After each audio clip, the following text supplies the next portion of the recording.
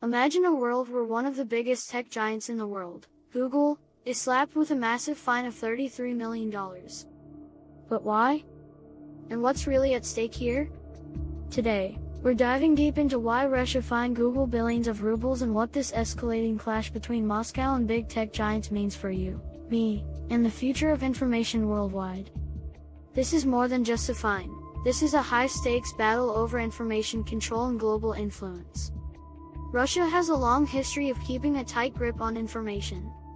But recently, it's taken things to a new level, introducing stringent laws that force tech companies to remove content it deems illegal or face monumental fines. And guess who's at the center of this battle? Companies like Google, Apple, and Meta. Russia's content control laws mean that any post, video, or image related to certain sensitive topics, especially those about the ongoing conflict in Ukraine, must align with the official narrative. If it doesn't, these companies risk colossal fines or even getting banned. So, what happened with Google? Russia claims that Google failed to remove content related to Ukraine, content Russia says promotes anti-Russian narratives. But here's the twist: Google argued that it's simply providing a platform, not taking sides. This tug-of-war over content moderation puts Google in a difficult position. Does it comply with Russia's rules or stick to its principles on free information? By refusing to remove this content, Google stood its ground.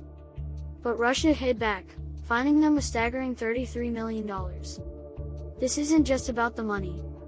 It's a calculated move by Russia to make an example of big tech, showing them that in Russia, it's the Kremlin that decides what people see.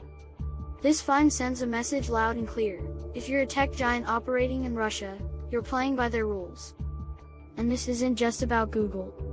It's a sign of a growing divide in the tech world. On one side, we have countries like Russia and China enforcing strict content rules, and on the other, the US and Europe pushing for a free and open internet. Experts are calling it a Splinternet, a fractured global internet where different countries enforce their own rules. Imagine this: an internet where what you see in one country might be totally blocked in another.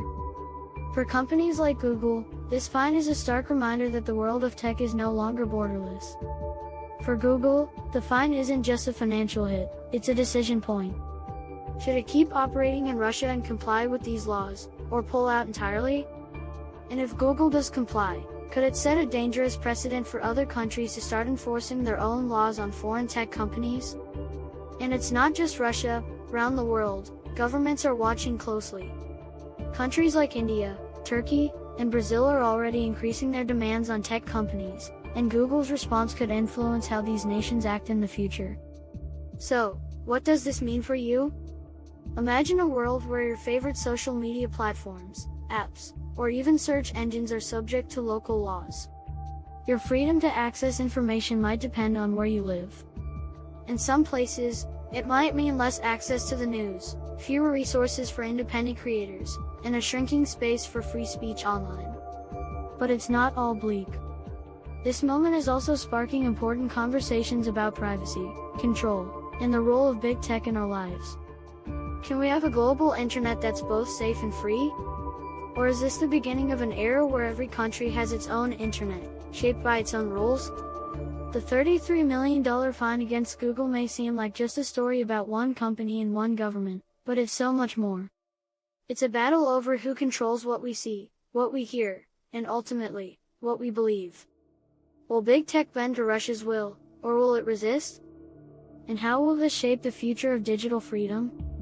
Stay tuned, because this story is only just beginning. What do you think? Should tech companies comply with local laws, or should they stand firm for global free speech? Drop your thoughts in the comments, hit that like button if you want more in-depth takes on tech and global politics, and don't forget to subscribe for more.